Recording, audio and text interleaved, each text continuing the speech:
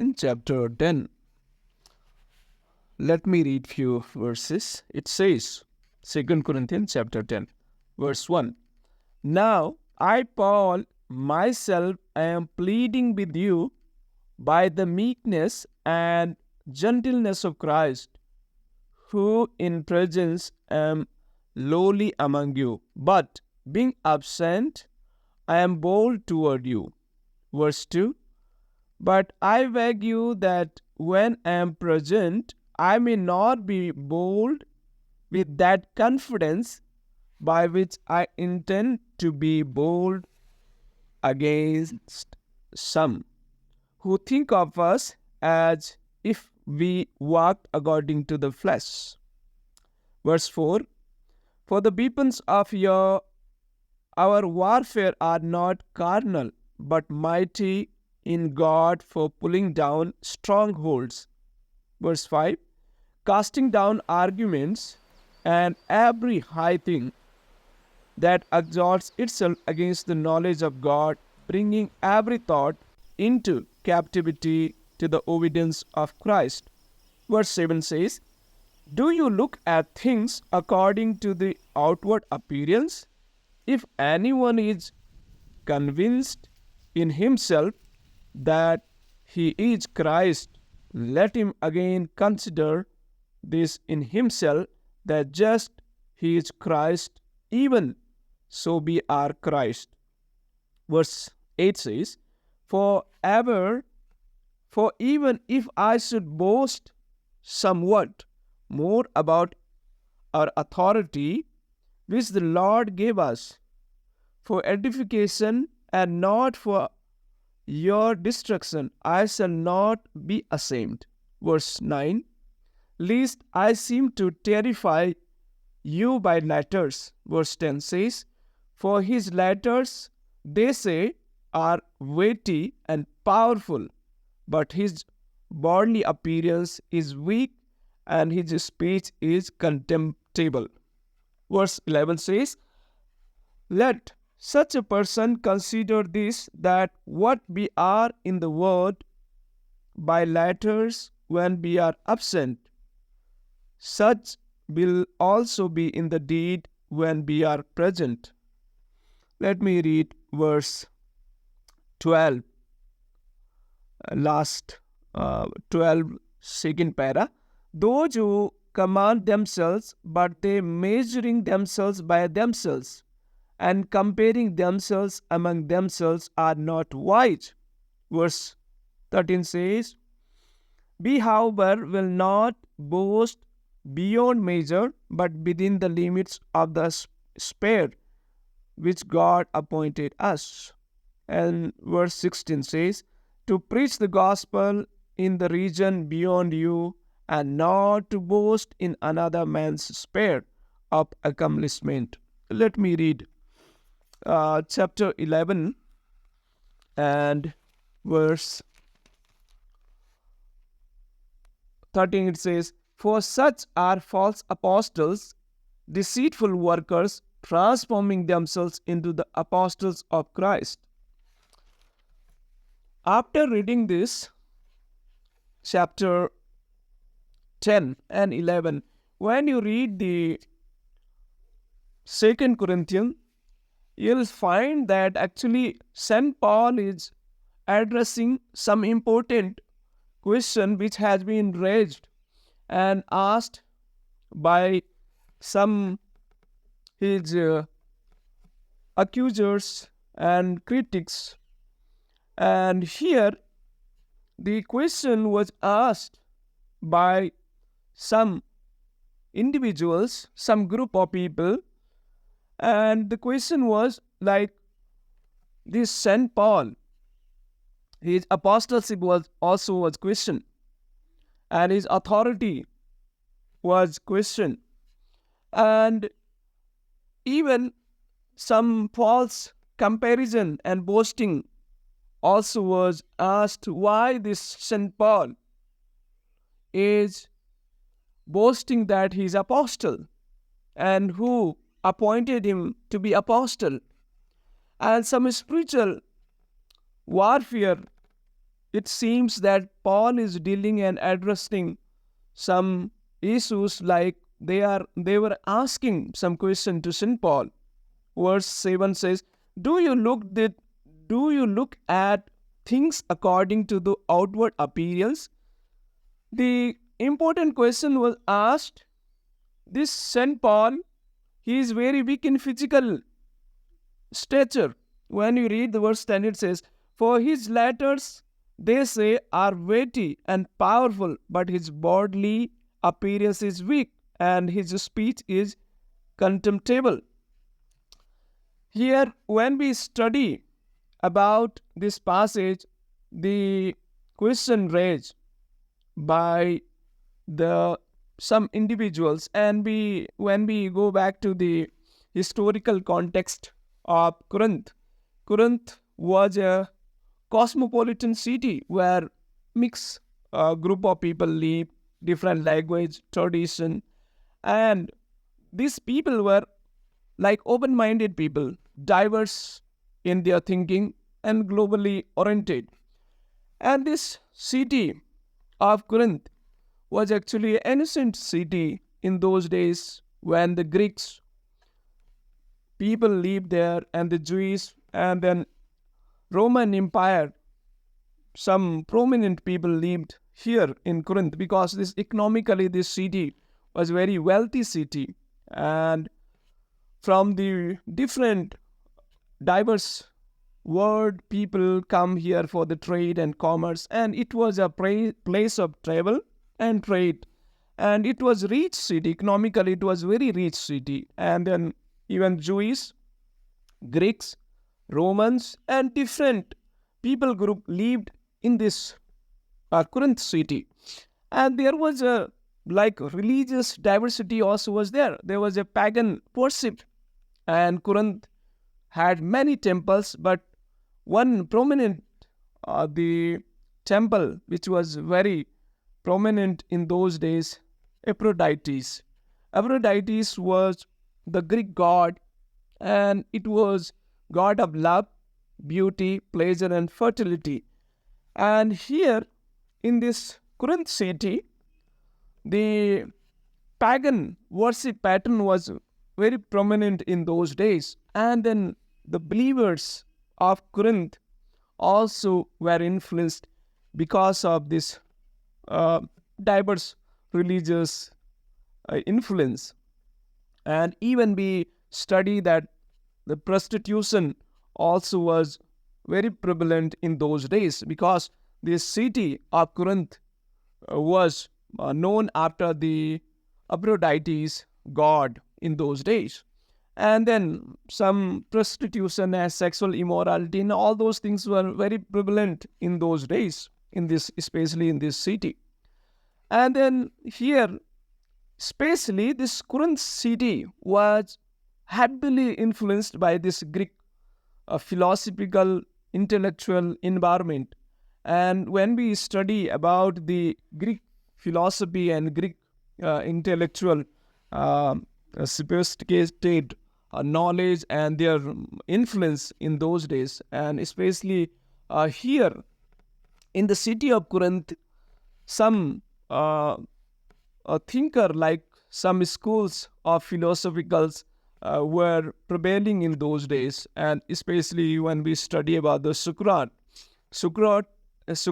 his teachings was very prevalent in those days, and the main the teaching pattern of Socrates was he always provoked people to think and ask questions, and some critical questions, and this influence also we find in the city of Corinth. And these people here in the city of Corinth was asking questions, several questions to the St. Paul.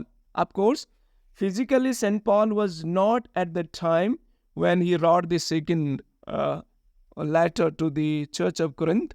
He was in Macedonia, and from Macedonia to Corinth it was almost 300-400 kilometers, 300-400 kilometers distance, and physically was not there. But several questions were asked to the church, and then this information must have gone to the St. Paul, and he's addressing those questions which was asked by this individual, some individual. Of course, this St. Paul did not mention their names, but he says that for such are false prophet. When we read the chapter 11 verse 13, it says, for such are the false apostles, deceitful workers, transforming themselves into the apostles of the Christ. Here, the context and then cultural and then spiritual religious diversity we find here in the church. And then St. Paul has to deal with these thinkers and this group of people, these apostles, and they were asking several questions to his, especially to his apostleship. They were asking several questions to his apostleship, whether this St. Paul is authentic, his authority was authentic, who assigned him to be apostle. And when you read in details about this Corinthian church, the difficulties I find here, actually there was no particular pastor to pastor this church. And of course we find that even First Corinthian, where St. Paul is addressing some group of people, is asking, I belong to the Apollos, and then some says that I belong to the Cephas, and then some says that I belong to St. Paul, and then some says I belong to Christ. And there was a diversity, there was a division, there was dispute among even the people, a group of believers. And here again, some people were constantly asking question. Of course, he was not physically there.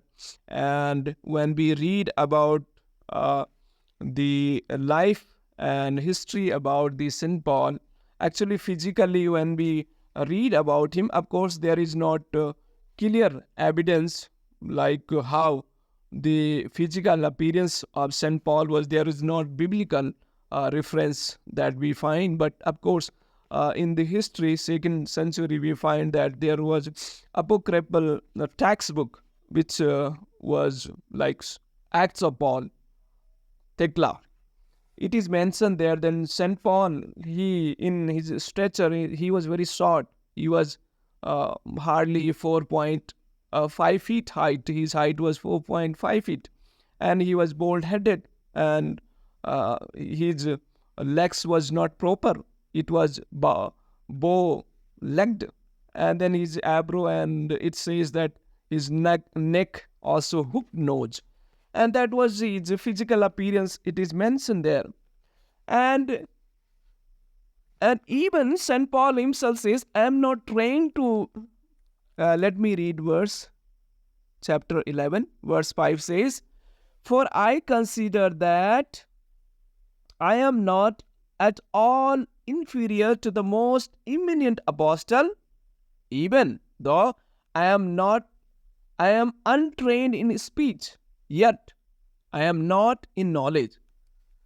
Some his critics, his opponents, and all those who were asking several questions to St. Paul through their letters and from different means of communication in those days, they were asking that this St. Paul, of course, his letters are very heavy. His writing is very heavy. It is mentioned in verse 10. For his letters they say that are heavy, weight and powerful, but his bodily appearance is weak, and his speech is contemptible. It means it is very low. He is very slow in his speech. And even St. Paul himself consider it. He says that I'm untrained in speech. This critic says that St. Paul, from far distance, he can write whatever he wants to say. But when he physically come to the church, will he be able to speak boldly to us? And that is even he's addressing in verse 1. He says, "Now I am Paul myself, I am pleading with you by meekness and gentleness of Christ, who is in appearance am lowly among you, but being absent, I am bold toward you.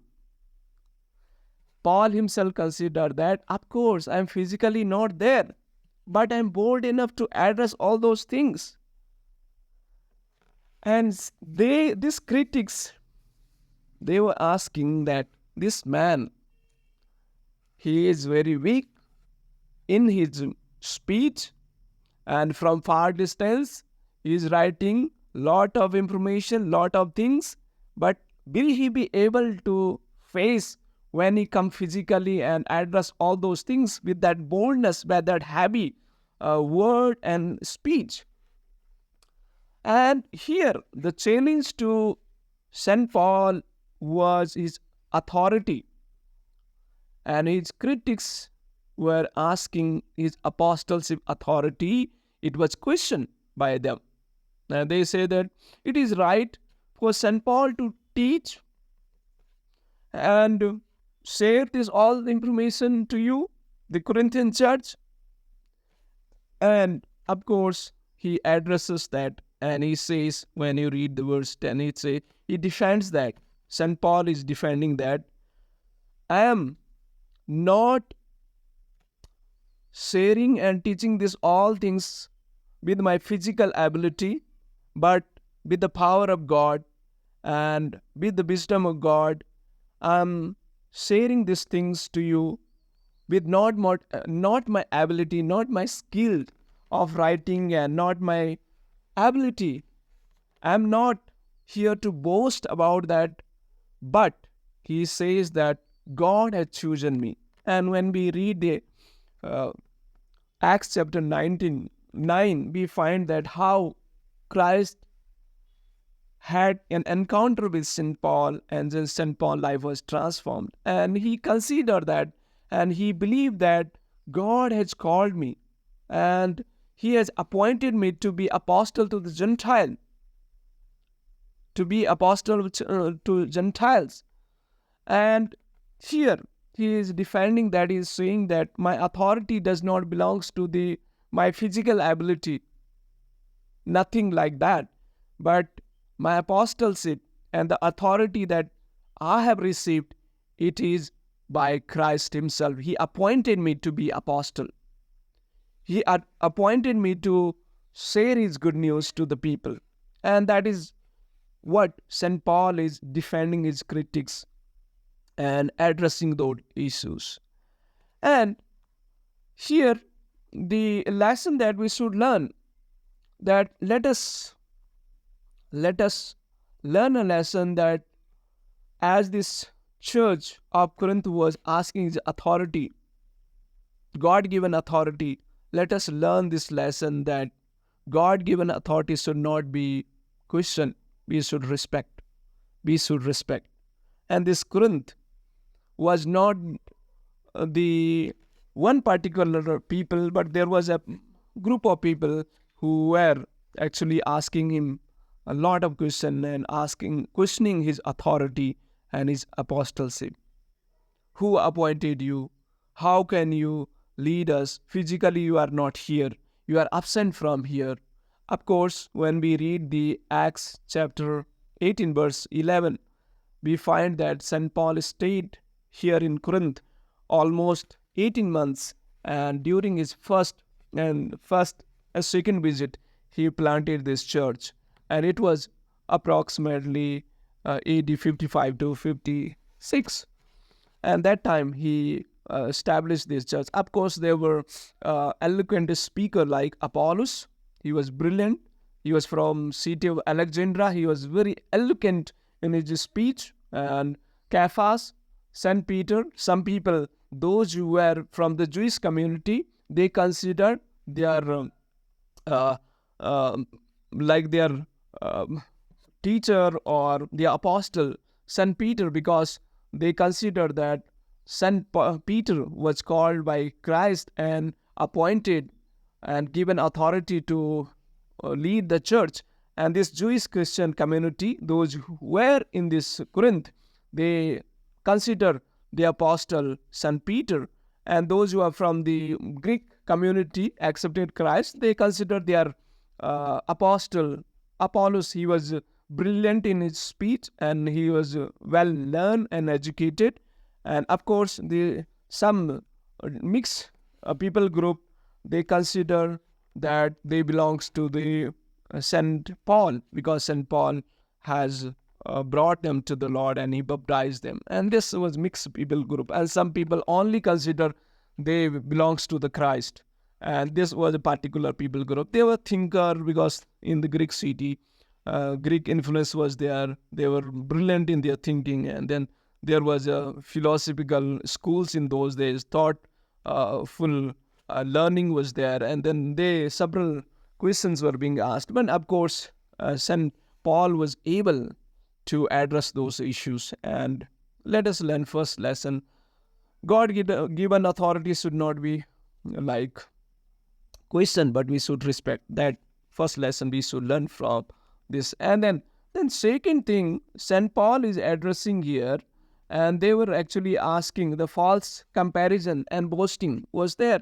He was addressing that. When we read verse 12 to 18, we find that they were comparing with the Apollos. They were comparing with the Peter, and they were comparing with other brilliant thinker in those days. They were comparing St. Paul. They were comparing his physical appearance, and they were comparing his speech. And of course, they consider that he is brilliant in his writing skill, but he is very weak in his speech. And that is what they were mocking, and they were criticizing and boasting all those things. He is physically very weak, and he is not able to speak as he writes, and from far distance anyone can write. That kind of critics and that kind of boasting was there. They were comparing St. Paul with the Apollos, who was very brilliant in his speech. And they were comparing with the St. Peter, and who was called by God. And they consider that St. Peter is appointed by Christ. He was called by Christ. But they were questioning, how can this St. Paul had this kind of dream, and he could have appear like encounter with Christ. And they were like questioning him and comparing him. He is not like that kind of good personality he should be teaching, and considering that he's apostle. And that kind of comparison was there. And he is addressing that things. And St. Paul actually is addressing those and explaining that I should not boast.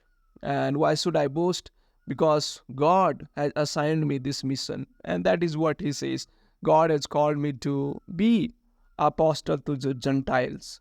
And of course, Peter was apostle to the Jewish community. And then St. Paul was apostle to the Gentiles. That is what we learn. And here, this comparison was actually happening there in this church of Corinth.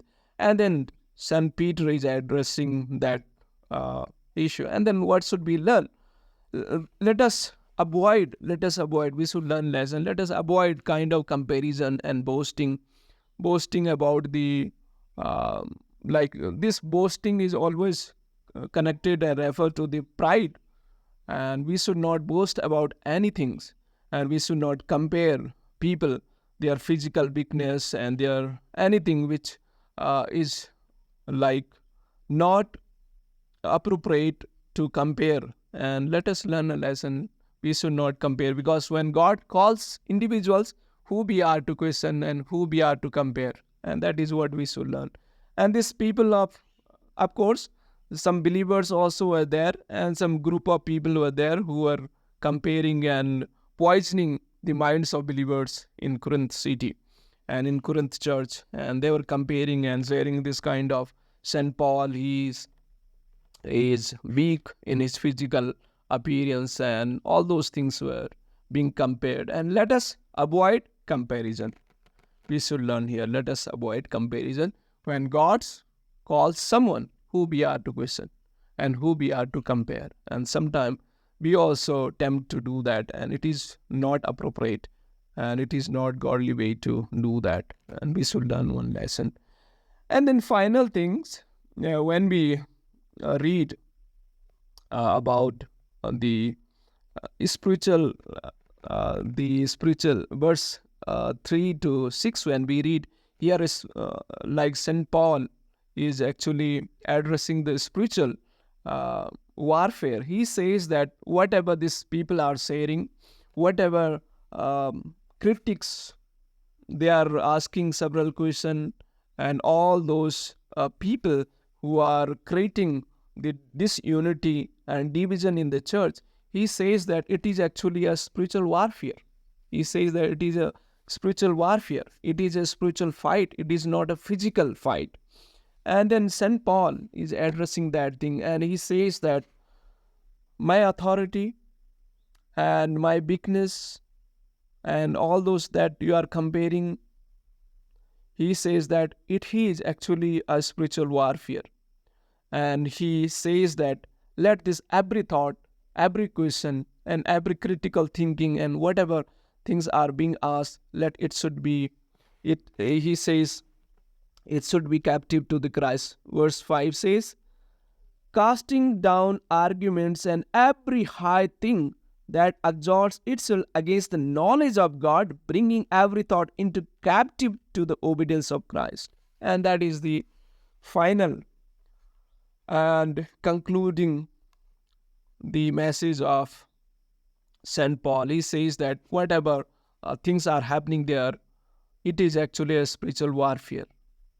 And may God bring all this, the thoughts and arguments, everything into the obedience and captivity of Christ. Let this every thought and all the critics and whatever they are saying and all the critics and accusations and all those things which are being asked and raised question about me, it is actually a spiritual warfare. And may God help all those things to bring God control over this. And this argument, he wanted to conclude with knowing that Christ and God only can help to make end of this, all these things. And let us learn a lesson that when we face a kind of accusation, critics and opponent raise several questions against us, and false narrative and all those things which happens to his people through different kind of different people, they say a lot of things against us, but this is actually spiritual warfare. Consider that God will take control over it, and it is not by our own effort and our own ability that we can defend everything, but God only can give us the victory over this. And that is what we should learn the lesson from St. Paul. And of course, St. Paul, his life and commitment has built this church. And let us learn this lesson. Let us be humble, and let us trust God that God will help us to come over this all kind of difficulties that we face. And of course, in the time of St. Paul, he faced this, and God gave him victory to take control over this, and this church continued to grow